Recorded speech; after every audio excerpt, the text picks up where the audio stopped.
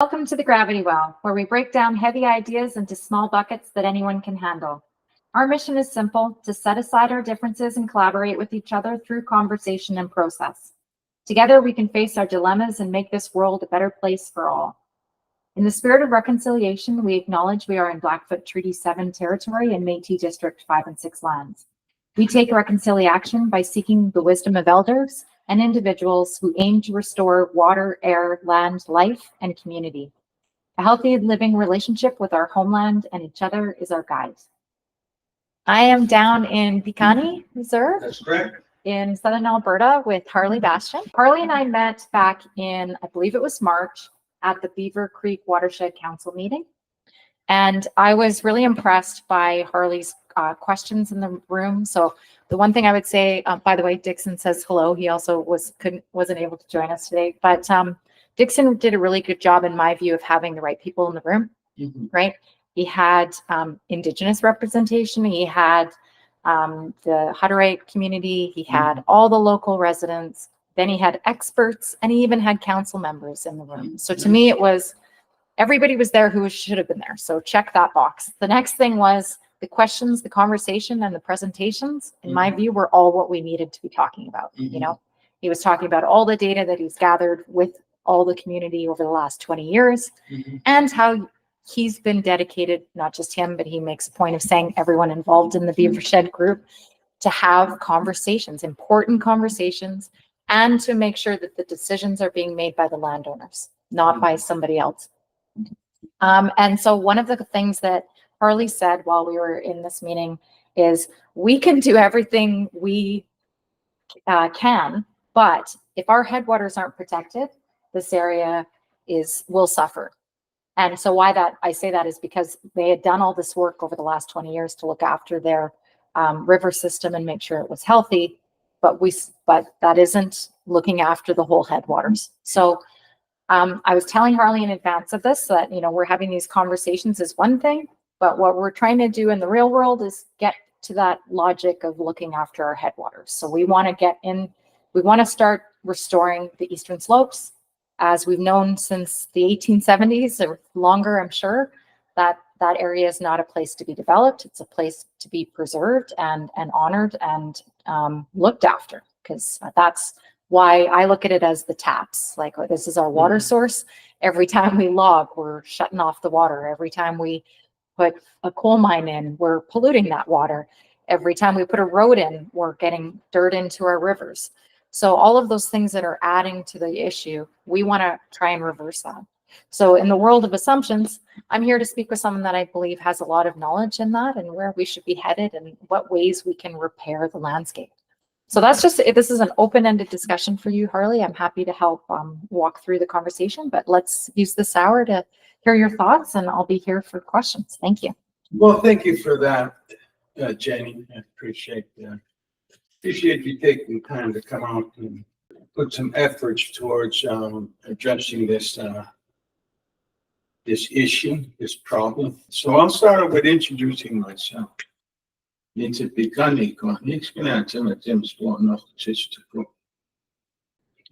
myself by my Blackfoot name, which I interpreted to English loosely translates into the leader. I'm from the Piikani people. Very happy to spend this time with y'all today. And also like to add that I am 10th, probably maybe 10,000th generation Piikani. Wow. So the land and the Piikani way and the beginning way of living is etched right into my being. I grew up in a semi-traditional background, raised by both parents and grandparents here on the res, and traveled extensively. In my later years, my early years, I learned how to conduct myself as a human being in the greater picture, creation, and natural order. I was taught that I wasn't above any of other creation. I was thought that I had a spirit, and I was also thought that all of creation has a spirit. That's not limited to the planet Earth. It extends far beyond that. Mm. The Blackfoot way, indigenous way, we acknowledge what our ancestors, my ancestors, called the star people.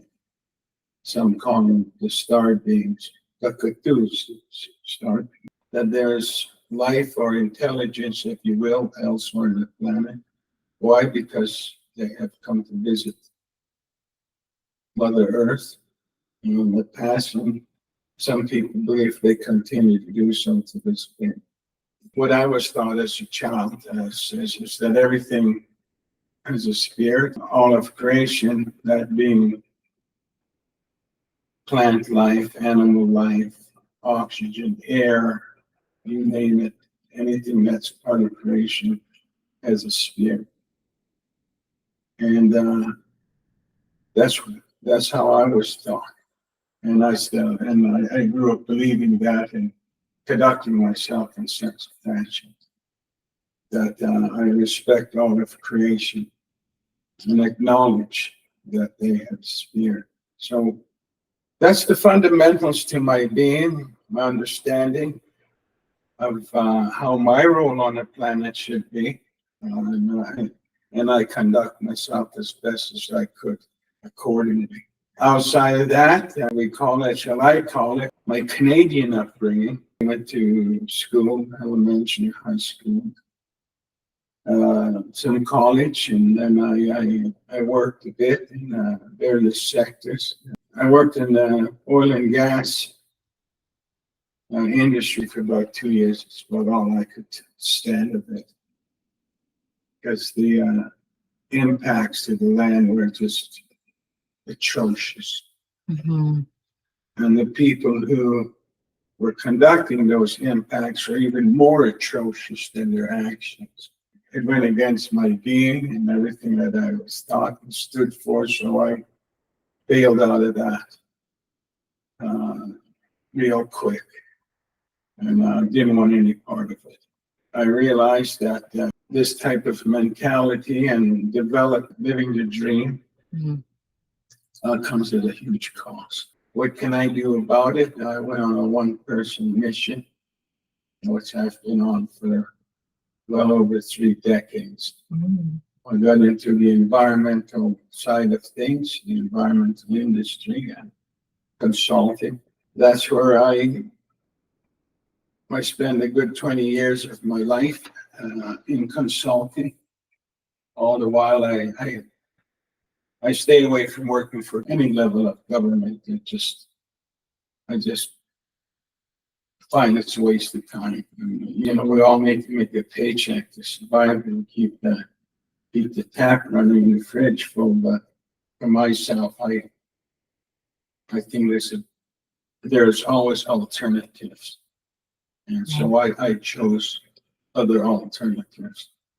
Brings me up to kind of up to speed as to who I am in a small roundabout way. I've been an environmental consultant, owner of 2 separate businesses. One called Harley Walkers Incorporated, and then in 2000 and sold in 2012. I started Eagle and Buffalo Rock TP Camp as a way to give back and through education and providing 2 different points of view, 2 different perspectives on the same subject matter. I used to what I call indigenous science and Western science, and I try to blend both to create a better solution to looking at a problem or a perspective on whatever the subject matter may be. Right. With Harley Walkers, I have worked a lot internationally. I worked for about 4 years with various ministries of the Chinese government. Mm. Personally spent about 4.5 months in China, spread over those 4 years. I've had a lot of Chinese people come right here to my Buffalo Rock Teepee camp. I work a lot with the United States, exclusively in the state of New York, state of Montana, state of Wyoming, and all in the private sector.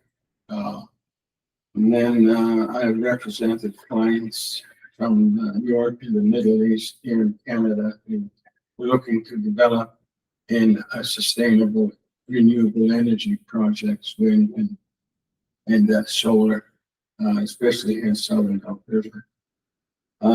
What else?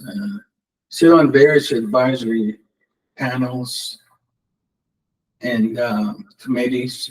I sit with the Minister of Environment, Alberta Minister of Environment's Chief Scientist Office. I sit on a panel called the Indigenous Wisdom Advisory Panel. Our counterparts are the science panel. We get together and we try to come up with solutions to make Alberta a little bit more gentle on Mother Earth. So completing my third 3-year tenure, I'm planning on not pursuing another term there with the panel. I didn't want to start my third 3-year tenure, but some of my colleagues insisted that they needed my help, so I couldn't bail out of it. And hoping they don't play the same card. I just might have to stay another 3 years. Right. Which to me is a waste of time. I feel you. It's all geared around to the oil sands. Mm-hmm. Not so much in the southern region where I'm from, where I call home. It's all focused around trying to make and get the oil sands to look and smell as good as they can. Right. And to me, that goes against everything I believe. Yeah. This is you can participate as long as you do it our way kind of thing. I also teach a lot of land learning, what they call it today. I work with different school boards, and I have schools and post-secondary, secondary come to my teepee camp, as well as corporations and tourists. And so I have a very busy lifestyle, and but it's all geared towards the environment. Right. Many years back, I went on a vision quest. Just up here in the Pale Hills. I was searching. Something in my life wasn't complete. It made me feel whole. That came out of that on the whole feeling had to do with what I was exposed to in school, the residential school system, and the reserve school system, Catholic schools, and integrated into the public school system here in the Fort McLeod, smaller towns, and went through that, and as you go on into life, and you start getting out, and seeking an upgrade your education, seeking work, so on and so forth, and so I that's pretty much been the sort of kind of my journey in a nutshell in my life. I've experienced a lot, seen a lot. I paid my own way. I just recently started another business consulting called Even and Rated. Me and a former colleague of mine, Brad, he come and he got me out of retirement a couple of years ago. Right. Talked me into getting back into consulting, but this time for restoration.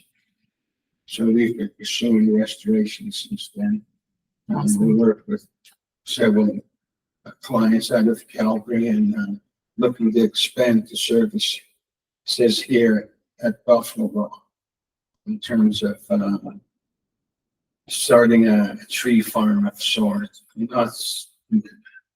Not the regular run-of-the-mill tree farm where you've got rows of trees.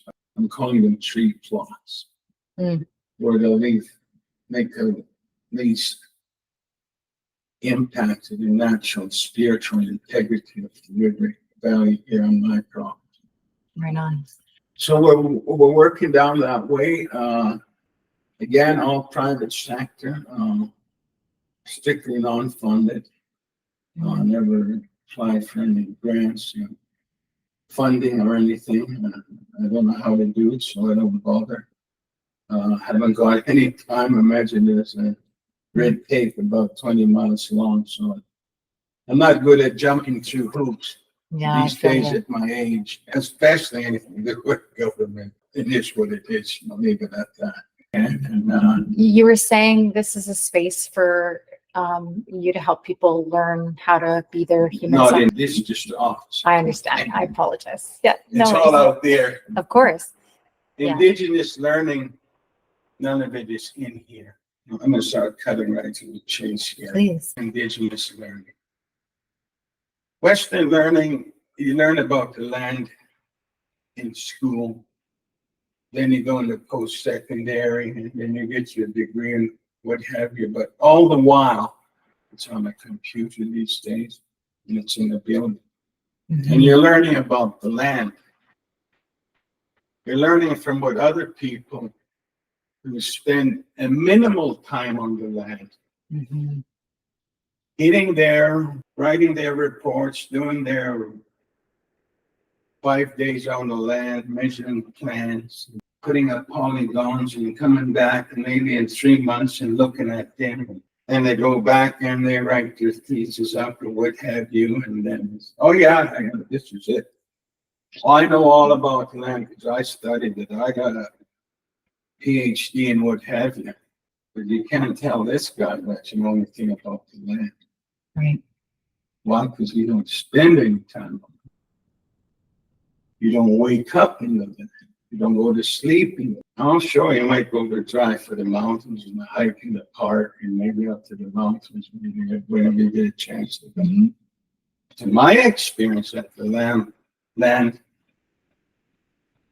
is infancy. Just as you're missing the whole fact. Right. Missing the whole boat.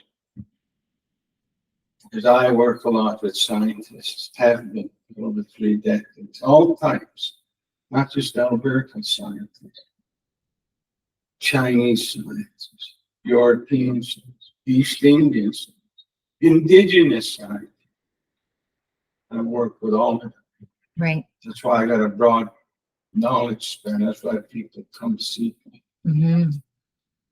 And so in my vision quest back in the days, message, the contact that I got told me to go on to save the land. And in saving my land, the land, I saved my culture. Right. Save who I am. Over 10,000 generations behind. That's who I saved. And that's 7 generations. Indigenous people, we talk about 7 generations. What the 7 generations.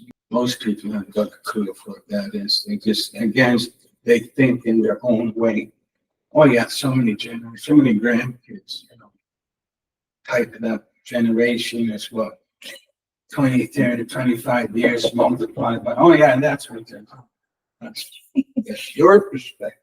Right. And your perspective is only your perspective. You are the majority that's got the wrong perspective. Right. So, perspective, how we look at it, how we were brought up, how we were raised. Perspective is a personal thing, but it can be influenced. Yeah. By many ways. By other siblings, by parents, by friends, by need, by want, by arrogance, by greed, All them things play into it. That's what I was taught. How my parents and grandparents taught. They taught these kind of words.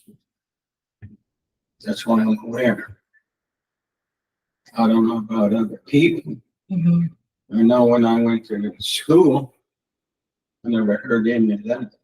No, there's, Always taught us what could have been a psycho 2,000-3,000 years ago wrote something down, and by God, it's the gospel. Then everybody's, oh yeah, that's the way it is, you know. So I hear all these different talks and people talking about this and that, and I just think to myself, that's just your perspective. And so I'll kind of, hang around in education, because it's the root, it's one of the roots to all evil, if you will. Mhm. Science. Take, for example, I'll just use it in the Blackfoot way. When you go talk to an elder and you ask them a question, they're going to look at you and they're going to ask you a couple of little questions so they'll know where your train of thought is and kind of person you are. Mhm. Then they'll say, "Okay, smarty pants, I'm going to give you your answer, but it's going to be in the story, and you're going to find that answer out for yourself. Right. Don't expect me to sit here and spell it all out. You got to work yourself to find that answer." May I ask something in that? I have an idea of what that means from, like you said, my limited perspective in this. But I think as a Western parent that the mistake that we've made is to shield our kids from things. They're not old enough to take on that burden. They're not, they're a kid. They need to be enjoying their childhood versus, what do you think? Why do you think that is? That's what I wonder, if the stories, if that's what they're doing, is they're helping children understand that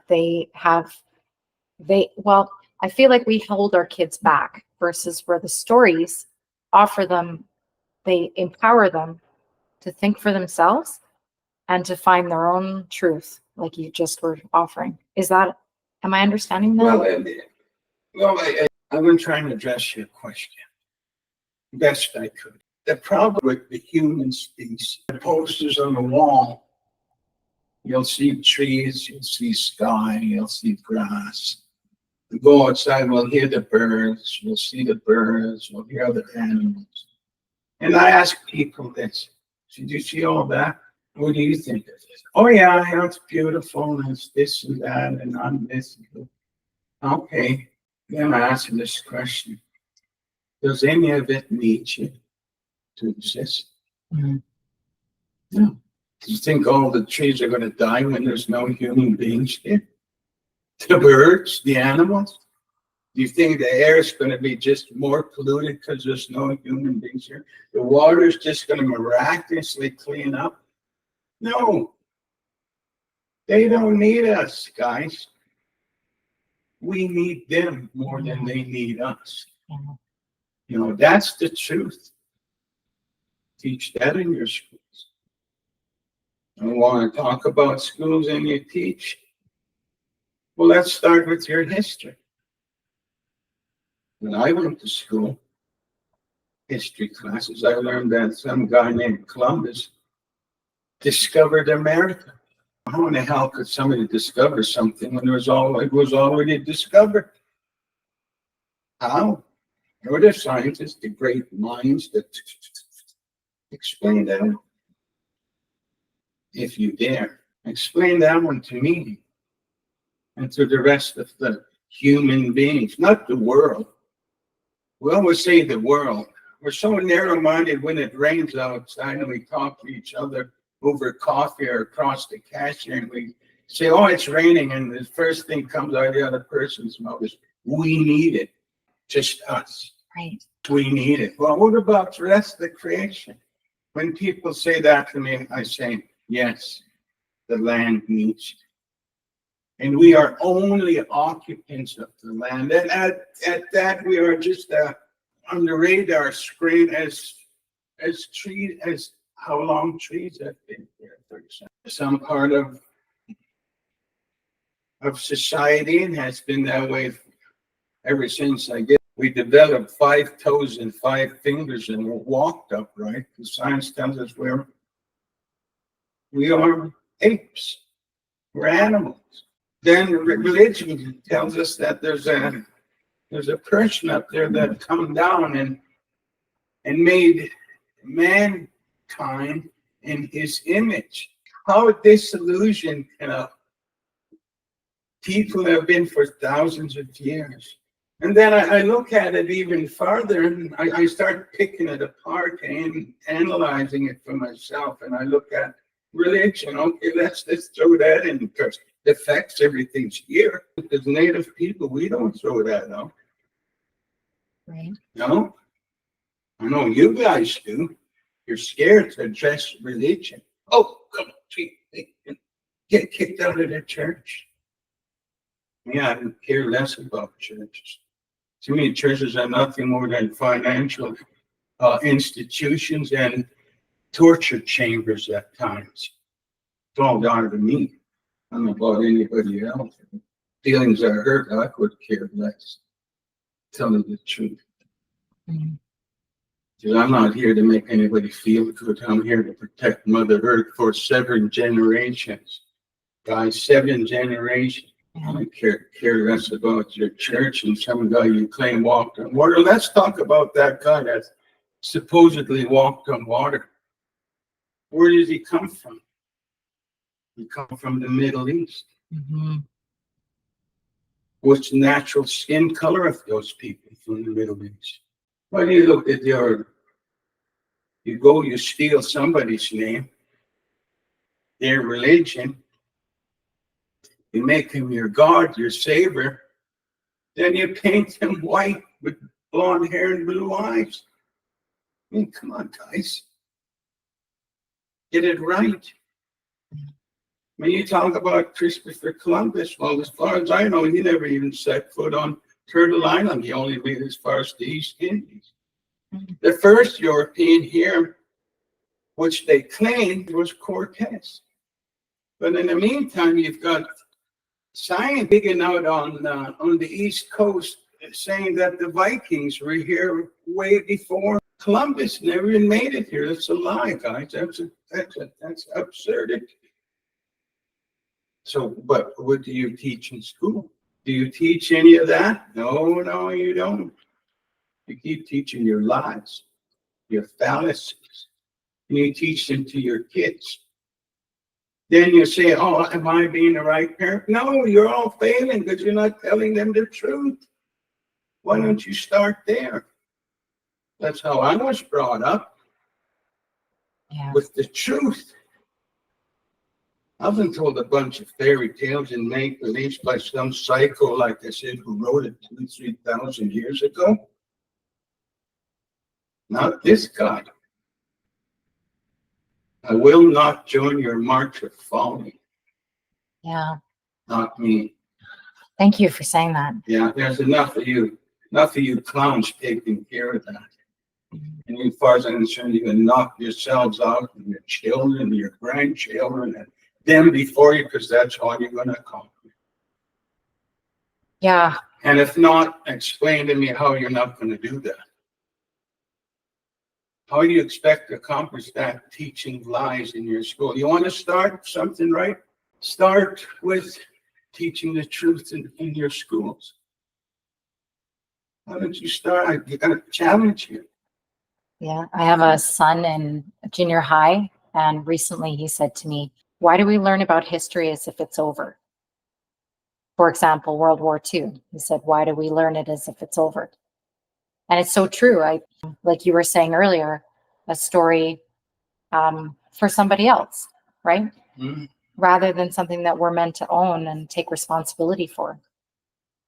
The other thing you said earlier, which I'm wondering if you can speak about, is giving back. Giving what? Giving back. Like you said, you're using this campus as giving back. And something that really resonates with me is somebody who is like you, looked at environmental implications. We talk about, for example, carbon capture and storage versus removing wealth from the landscape and letting it come back to life. So to me, that is a way better carbon capture effort, and it's giving back to the land versus doing another development to solve a development problem. Like I said, I've spent 9 years with the chief scientist's office and toured the oil sands, several locations, flew over it, got it boosted, and this is all because I requested this. And I stayed on that, rode them hard until okay, we'll bring you guys out. I said, you want us to talk about stuff, but you won't bring us out. Right. But you want us to read your reports, your monitoring reports. That's how you guys are. Mm-hmm. Like I said, I sit with a lot of biologists, and I can tell the Earth people from the others. And there's very few of them, Mm-hmm. what I call Earth people. Not many of them. They somewhere in their life they find their way back to the Earth. They find themselves back to their spirit. It's either by hook or by crook. But then sooner or later, Earth people who didn't start off as Earth people, they came up their own faults, because that's how they were raised in their thought. And eventually, some, a very limited few, become Earth people. It's the real people. And so that's,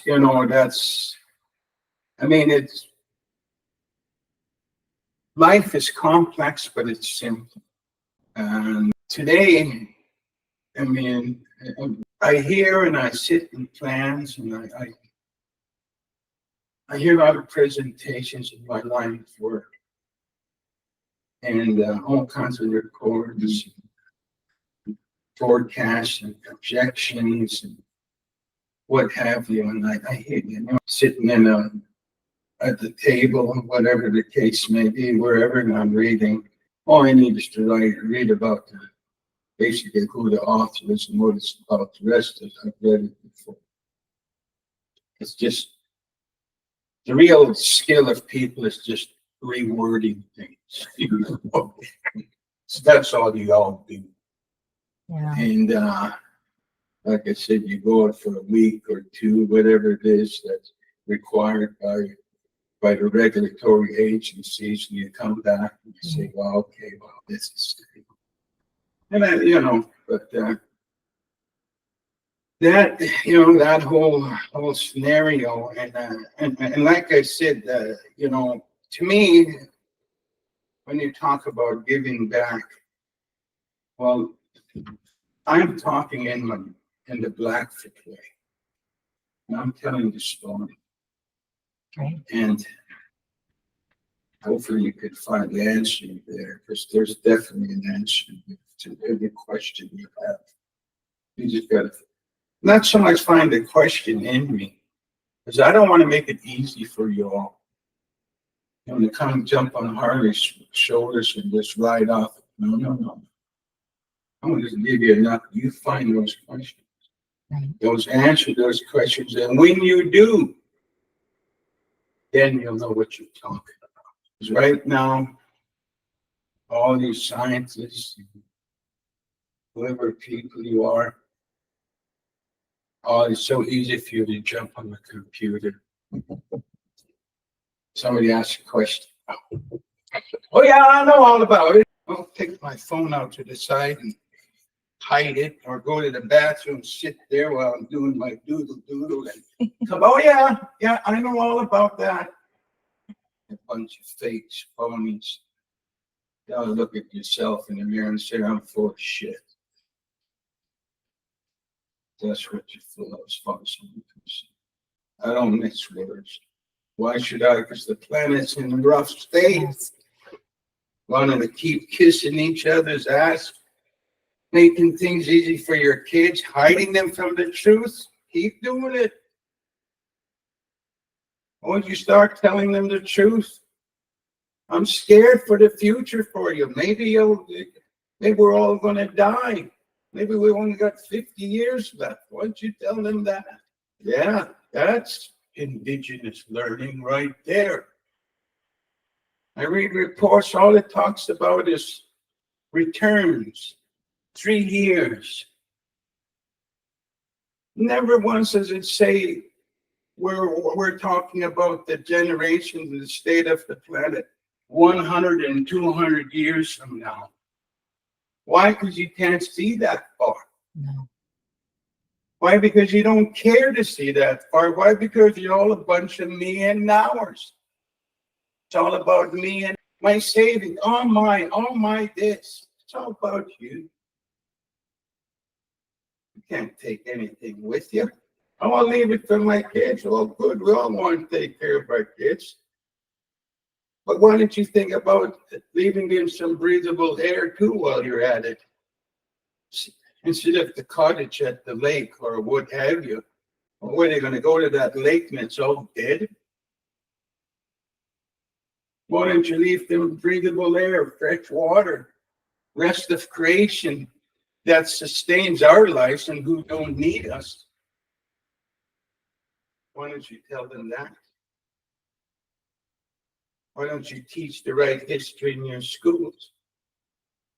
Why don't you go to your governments and say that this Canadian history is all full of lies? I went to a conference one time in Banff, and I went up there and it was a tourism conference, and all I kept hearing them brag about is Rogers. Rogers did this, Rogers did that. Mm. Not even a mention of the native people. So when it comes to Q&A, I was pissed off by then. I got up there and second one on the floor came to me and I said, as a Blackfoot person who was 10,000 generation, if not more, here, all I'm hearing about is this guy named Rogers. So you expecting me to, what you're talking about here and you're selling in this room here is that basically the native people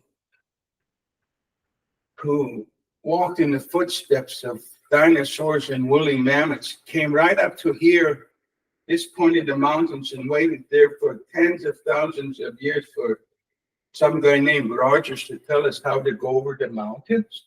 Rogers then discovered nothing, just followed the natives. None of your early explorers, starting from the Yankee side to Lewis and Clark, even over to this side to whoever you want to name, they didn't discover nothing, guys. They just followed indigenous peoples, well-established trail routes. Mm-hmm. This is how it really went down, guys. Is that first Europeans came out walking in our trails. Then they came with horses. And then they came with wagons. Then they came with railroads. Then they came with highways.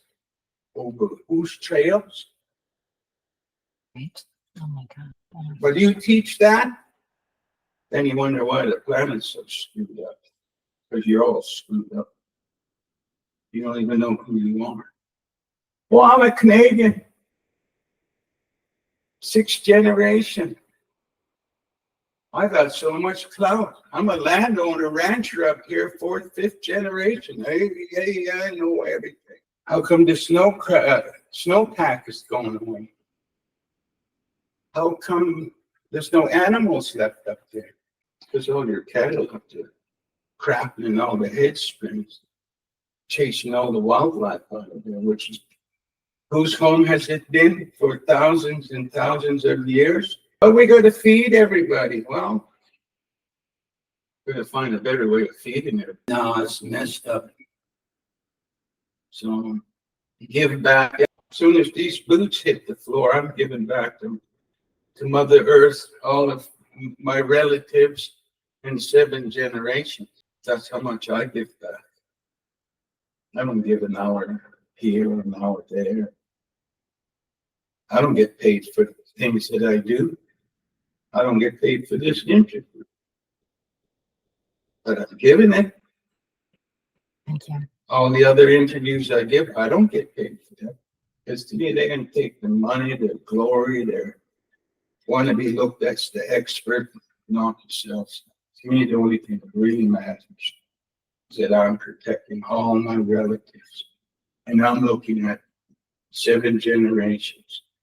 Not of human beings, guys. Get that out of your heads. I'm not talking about your kids, your grandkids, and your great grandkids. I'm talking about all of creation. And until you can get that in your head and in your heart and in your spirit, there's no hope.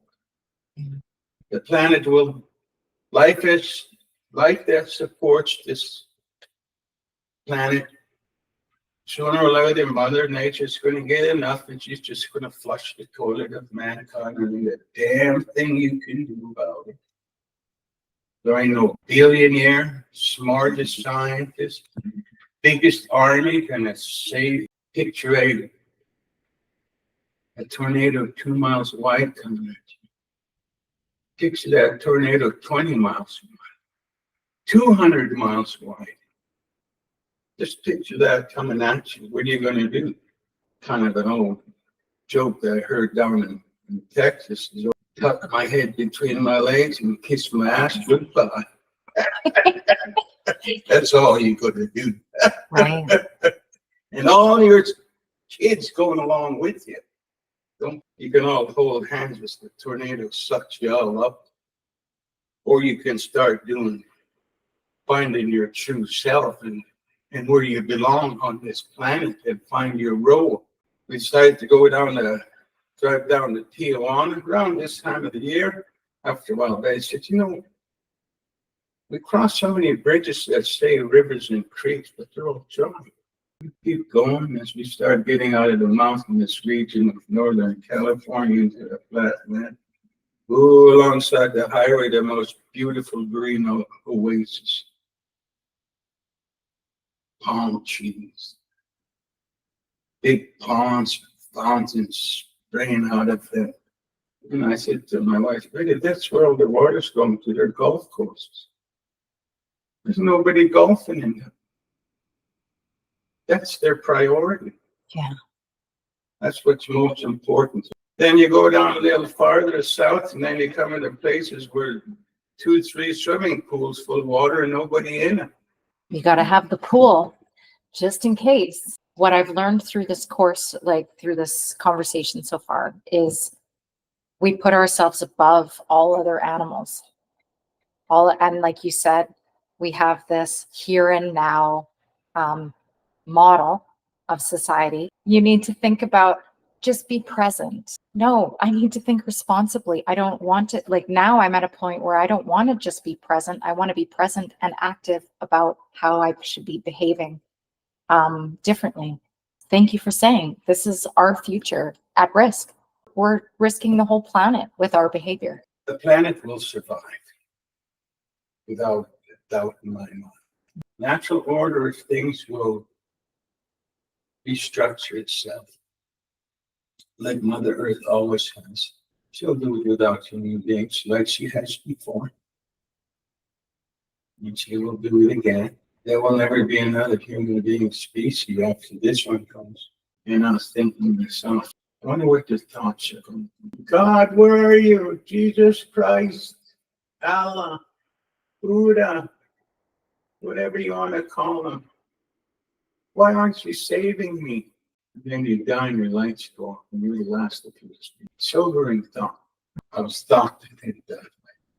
That's why I can talk and think like this. I know more about your ways than you know about mine.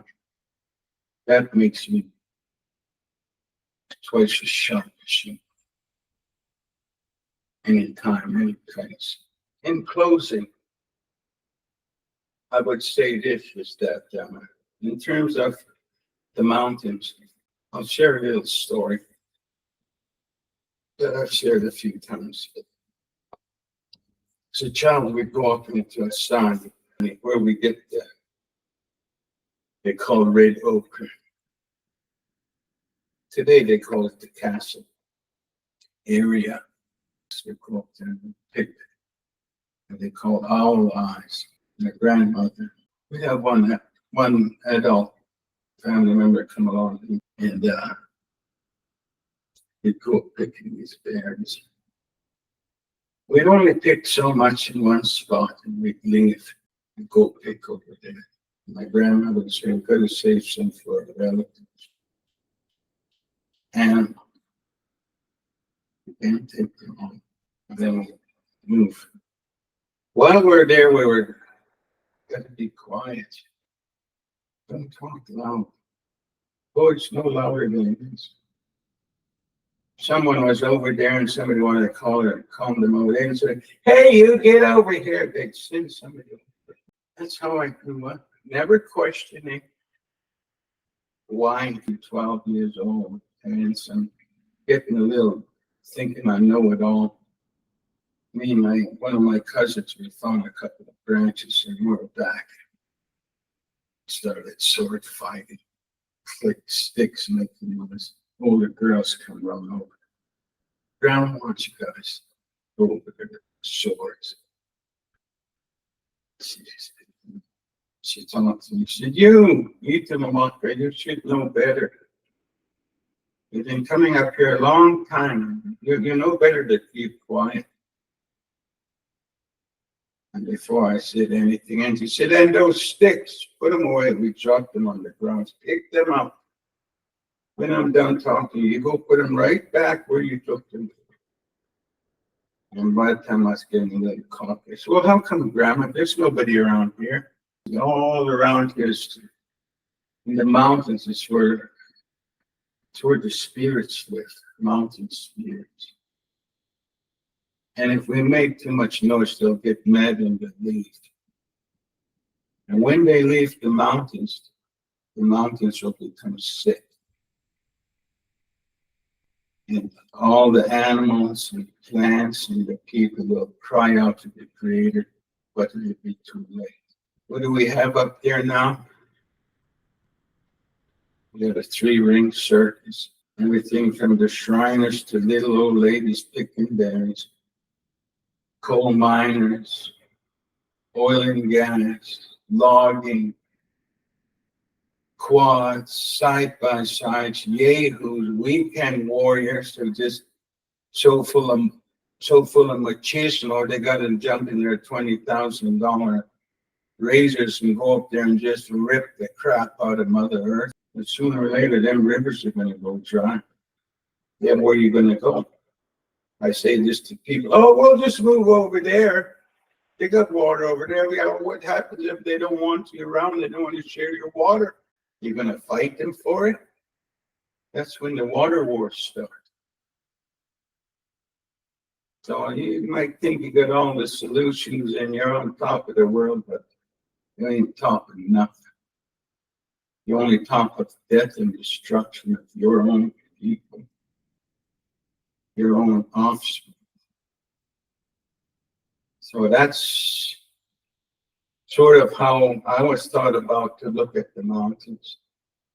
It's precious, leave it alone. Mm-hmm.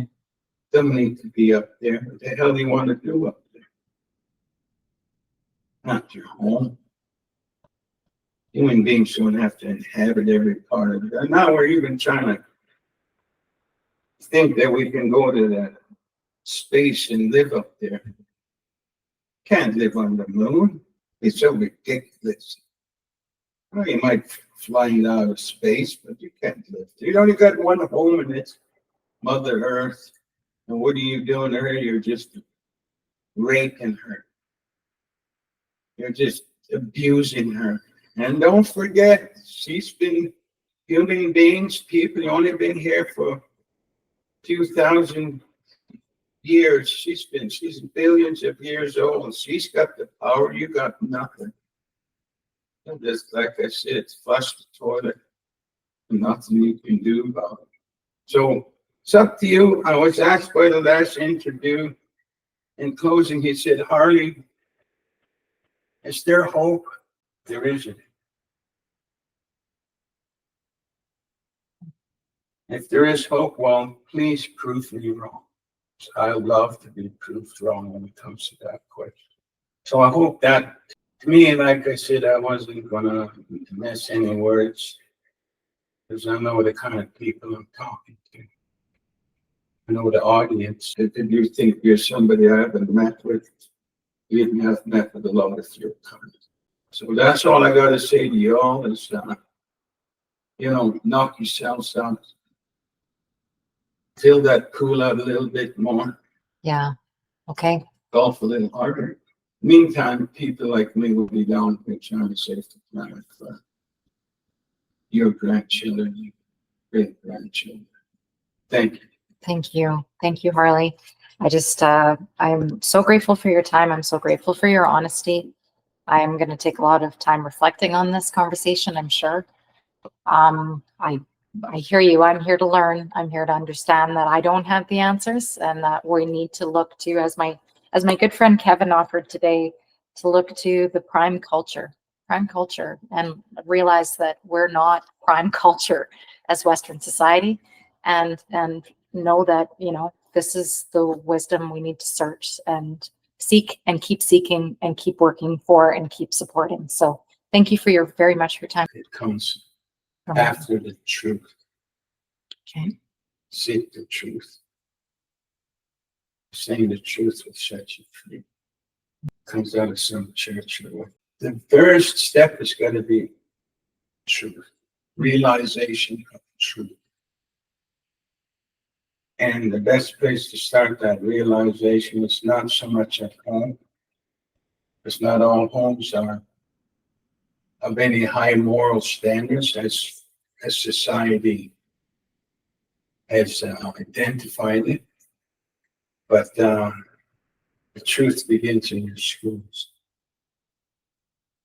You want to teach history, teach the right history. You start questioning your ministers of education.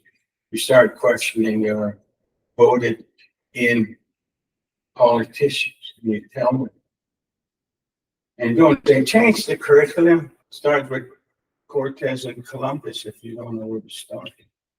Right. In fact, learn the Vikings. Then start going inland and start saying, oh yeah, we didn't discover nothing. King of England has no freaking right to come over and say, this is my land. I mean, that's what predators do. You know, a bunch of predators.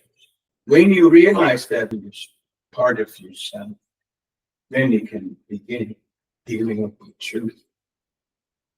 But start with your education, start with yourself. Do I have any hope in you all? No, I don't. But you better hope for your kids' sake, your grandkids, that you start changing that way. Thank you.